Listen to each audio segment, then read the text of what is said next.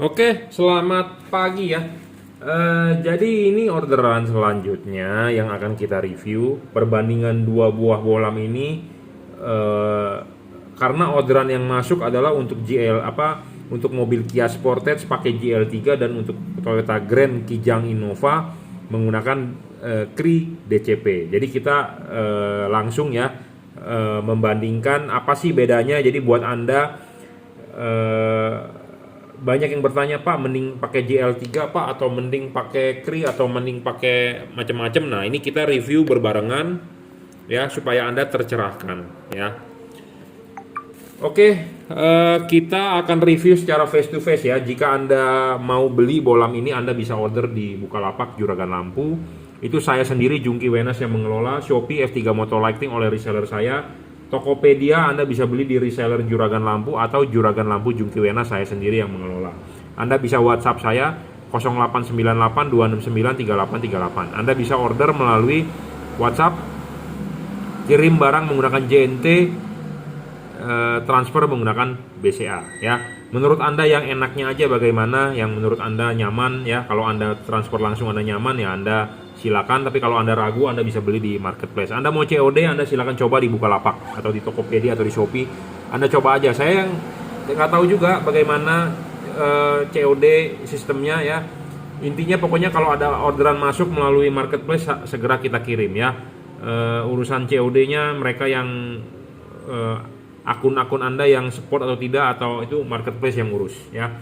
Oke, kita akan bahas langsung ya bohlam GL3 dengan Toyota Grand Kijang Innova. Nah, GL3 ini diorder buat mobil Kia Sportage tahun 2000 ya. Beberapa hari yang lalu saya sudah mereview tipe ini di order untuk Toyota Kijang tahun 90-an ya, Kijang kotak.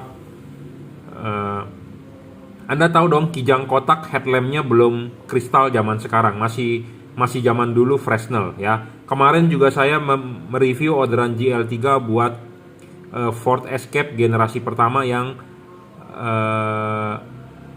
Ford Ranger, Ford Escape yang generasi pertama yang reflektornya belum kristal. Jadi mobil-mobil zaman dulu di bawah tahun 2000 ya, headlampnya kan belum kristal. Headlampnya belum kristal, beda seperti mobil zaman sekarang, masih Fresnel ya. Jadi kacanya itu belum bening, belum diamond cut ya, zaman-zaman dulu. Nah, LED ini support untuk itu. Nah, dari mobil Kijang ya, testimoninya bagus. Saya tidak pernah mengumpulkan testimoni, tapi jika Anda mau mengirimkan videonya, curhatan Anda hasilnya bagus, akan kita terima. Anda silakan WhatsApp, akan kita upload ke YouTube. Anda tinggal bicara di mana kelebihannya, di mana kekurangannya, akan saya upload ke YouTube apa adanya ya. Nah, dari testimoni di WhatsApp dia bilang terang sekali. Dan untuk yang Ford Escape juga mantap hasilnya ya. Itu semua menggunakan Fresnel. Nah, itu sudah mantap hasilnya, berarti saya istilahnya mengkalibrasinya selesai ya. Bagus. Nah, sebenarnya ada satu kuncian lagi. Anda mau lebih terang lagi, bisa ya. Bisa Anda buka ini payungnya. Anda buka ini payungnya.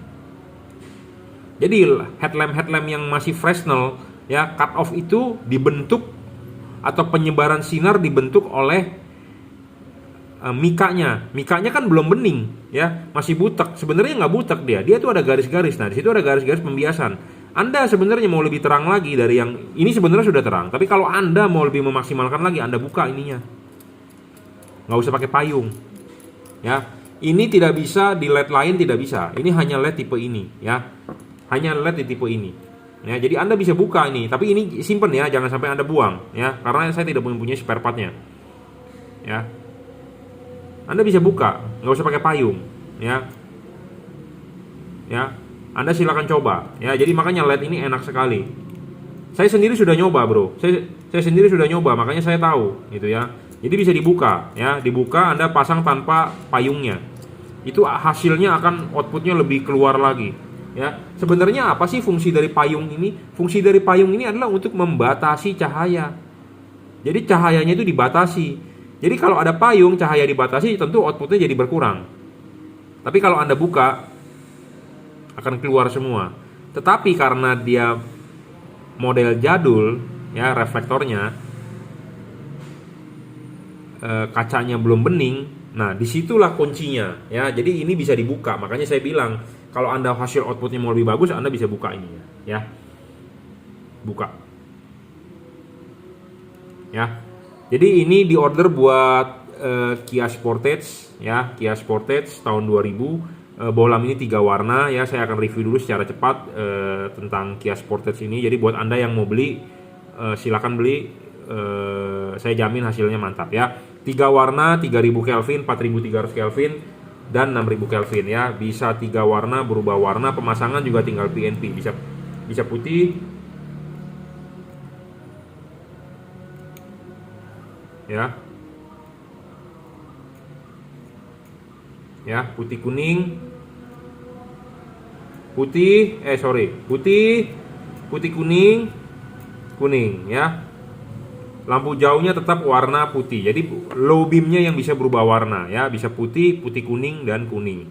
Lampu jauhnya tetap warna putih.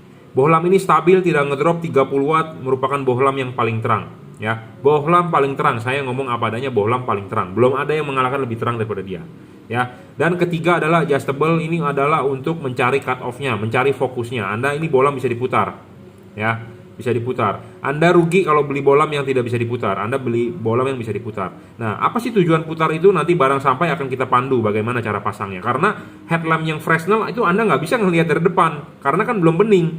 Nah, dari belakang patokannya. Nanti saya akan pandu, ya, buat Anda yang sudah order. Silakan WhatsApp saya 0898 269 3838. Bohlam ini bayangan gelap bisa kita geser karena ya bisa di adjustable. Makanya ini penting, ya. Syarat bohlam bagus itu harus bisa di adjustable. Keempat, bohlam ini tidak storing, tidak mengganggu radio mobil Anda, tidak mengganggu elektronik mobil Anda. Bohlam ini juga berpendingin bagus, ya. Ini ada di sini ada heatsink, ada kipas, dan dia ada batang tembaga, ya. Kalau untuk H4 kan mobil kan kebanyakan dipasang begini. Ya, kalau di Kia Carnival beda. Mobil-mobil Korea kadang-kadang beda, suka standar Eropa, suka standar Jepang, ya. Nah, tapi saya mendeskripsikan secara global saja bahwa H4 itu ada karet. Nah, karetnya ini harus dipasang di tengah, ya. Jadi kipas di belakang karet seperti ini, ya. Ini sirip-siripnya, kipas angin berputar, jadi masih ada celah. Masih ada celah begini, angin bisa bersirkulasi, ya. Bisa bersirkulasi. Nah, kalau angin bisa bersirkulasi artinya LED ini berpendingin bagus, ya. Kenapa? Karena panas. Ada kipas, makanya fungsinya untuk ditiup, ya, supaya panasnya berkurang. Makanya dia perlu ada sirkulasi. Nah, kalau LED yang tidak ada sirip ini, jadi artinya akan terbungkus. Nah, kalau terbungkus begini, si kipas angin berputar, angin tidak bakal bisa meniup. Jadi sama dengan LED tersebut tidak ada pendinginan. LED tidak ada pendinginan, ya artinya overheat. Overheat artinya satu, umurnya akan pendek. Kedua, wattnya ngedrop. Ketiga, akan meredup, ya. Bohlam ini salah satu bohlam terbaik, ya, paling terang, kelas 3 warna. All weather, segala cuaca, hujan, kabut, jalanan kering, enak sekali, ya. Jadi saya rekomendasi Anda untuk Kia Sportage kalau Anda mau beli tipe ini, ya. Oke, cukup ya reviewnya. Jadi ini untuk Kia Sportage tahun 2000, bohlam real 30 watt paling terang. Kita akan membandingkan dengan Cree, ya. Cree DCP, bedanya apa sih dengan yang 3 warna? Nah, kalau Cree ini diorder untuk Toyota Grand Kijang Innova 2013 lah, barong, ya. 2013 pokoknya, yang last version sebelum Reborn. Nah, Cree ini satu warna, 5500 Kelvin. Masih tembus hujan dari testimoni karena tidak terlalu putih, warnanya masih ada ke kuning sedikit, ya. Satu warna, low beam 5500, high beam juga 5500, ya. Ya, satu warna.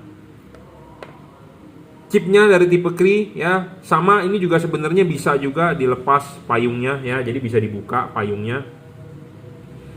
Jadi buat Anda yang masih pakai Fresnel, Anda tanpa payung bisa, ya, bisa dibuka. Karena kuncian dari reflektor jadul itu adalah di kaca mika depannya itu. Karena kaca mikanya garis-garis kan, cut off itu dibentuk dari garis-garis itu. Ya, jadi kalau Anda mau melepas ini juga bisa, nggak masalah. Tapi kalau mau dipakai ya dipakai. Anda bisa mencoba kok, karena ini bisa dilepas. LED-LED lain Anda tidak bisa lepas. Tidak bisa dilepas LED lain. LED merek lain tidak bisa dilepas. Nah, makanya LED ini enak. Bisa dikalibrasi, disetting, adjustable. Kurang bagus apa coba? Ya, banyak pedagang yang bilang LED saya bagus. Oke, Anda sebagai calon pembeli percaya saya, tapi bagusnya di mana? Dia tidak bisa menjelaskan. Nah, bohlam ini memenuhi syarat-syarat bohlam-bohlam bagus. Anda kalau mau beli, Anda silakan. Kalau Anda nggak percaya, nggak usah beli. Karena saya tidak pernah memaksa. Ya, seperti itu. Syarat bohlam bagus kedua adalah harus stabil. Bohlam ini stabil bro, dua-duanya 30 watt, tidak ngedrop. Ya, syarat ketiga adjustable juga terpenuhi. Ya.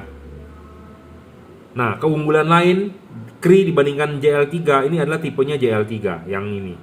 JL artinya J artinya juragan, L artinya lampu, 3 artinya 3 warna. Kalau ini tipe Cree, mereknya apa? Sama, juragan lampu.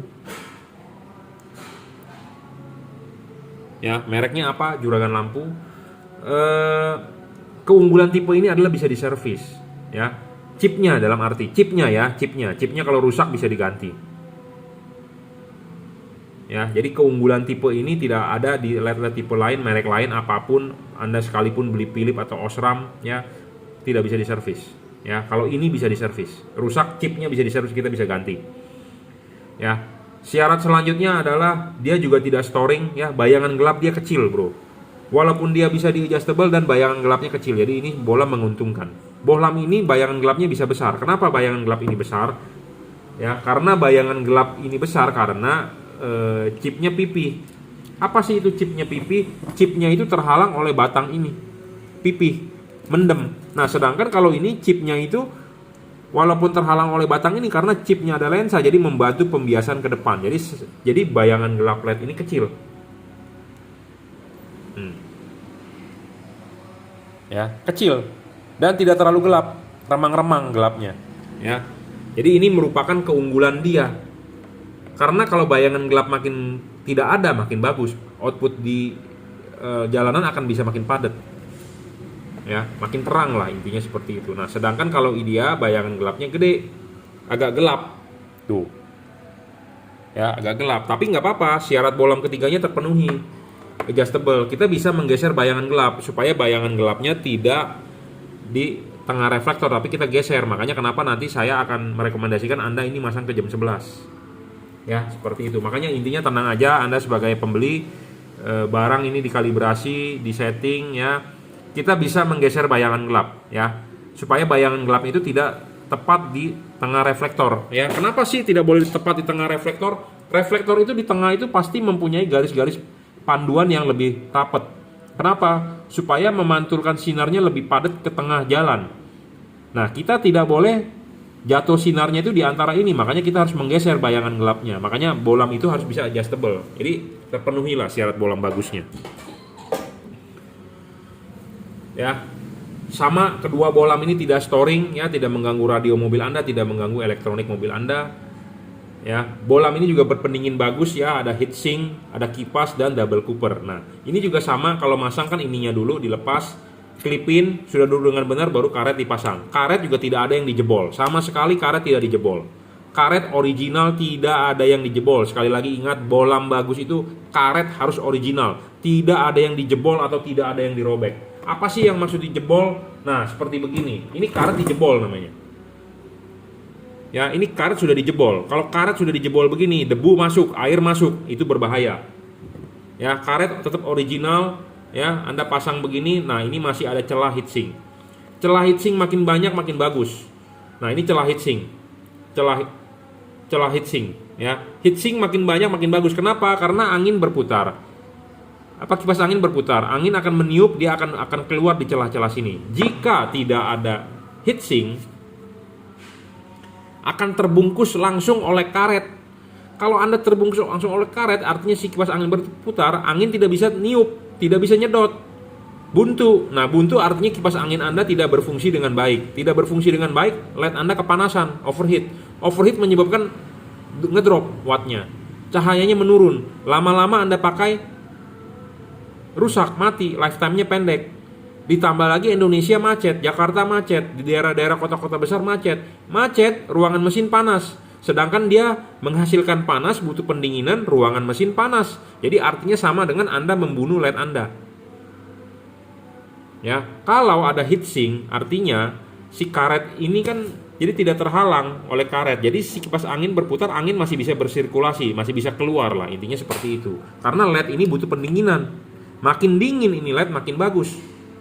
Makin panas LED ini, intinya makin rugi. Makin rugi ya wattnya ngedrop. Makanya banyak LED di pasaran wattnya awal-awalnya doang gede, dicoba di atas meja gede, tapi dipraktekin di mobil di jalan ngedrop. Ya, makanya hati-hati Anda sebagai pembeli, hati-hati tertipu. Ya, kenapa? Karena mereka cuma nguji di atas meja, tidak dipraktekin di mobil. Saya sudah mempraktekkan di mobil. Walaupun kita dipraktekkan di meja. Ya, tapi kita berani dites 15 menit satu hari sebelum kita menjual merek ini, menjual tipe ini. Ya, karena banyak sekali bohlam di pasaran itu ngedrop. Wattnya ditulis segede-gedenya di kardusnya atau di deskripsinya, tapi realnya tidak sampai. Lumen juga ditulis segede-gedenya. Sedangkan Anda sebagai calon pembeli, apakah Anda bisa mengukur itu lumen? Tidak bisa. Yang hanya Anda bisa adalah ukur watt. Anda mau mengukur keterangan cahayanya dengan alat yang namanya light meter, lux meter. Seperti yang Anda lihat di sini, atau menggunakan handphone Anda. Tetapi kalau Anda percaya dengan deskripsi pedagang tersebut, lumennya 50.000 lumen, 10.000 lumen, 90.000 lumen, Anda sama dengan Anda itu dibodohin. Anda percaya dengan omongan mereka. Karena saya sendiri tidak pernah bilang, Pak ini LED-nya lumennya sekian. Karena namanya pabrikan, semua tipu menipu. Watt aja bisa nipu, bagaimana dengan kata-kata lumen? Ya, seperti itu. Jadi jangan sampai Anda tertipu, ya.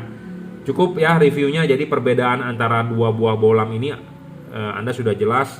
Belum jelas Anda silakan tanya. Saya sudah membuat video ini beberapa kali karena orderannya beda-beda dan pas kebetulan masuknya adalah tipe GL3 dengan Cree. Bedanya di mana?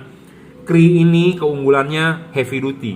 Bisa diajak kerja berat, apalagi mobil Anda solar, diesel, mobil Anda Ford Ranger ya yang mobilnya temperatur mesinnya panas. Nah, Anda beli Cree. Lebih lifetime, lebih panjang ya, karena chipnya itu bisa diajak kerja temperatur tinggi.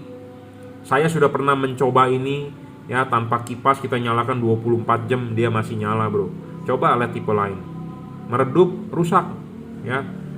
Jadi makanya keunggulan tipe ini, walaupun memang ini ada orang bilang yang wah buat apa beli produknya si Jungki juragan lampu, masih banyak LED lain yang lebih terang. Oke, nggak masalah cucu.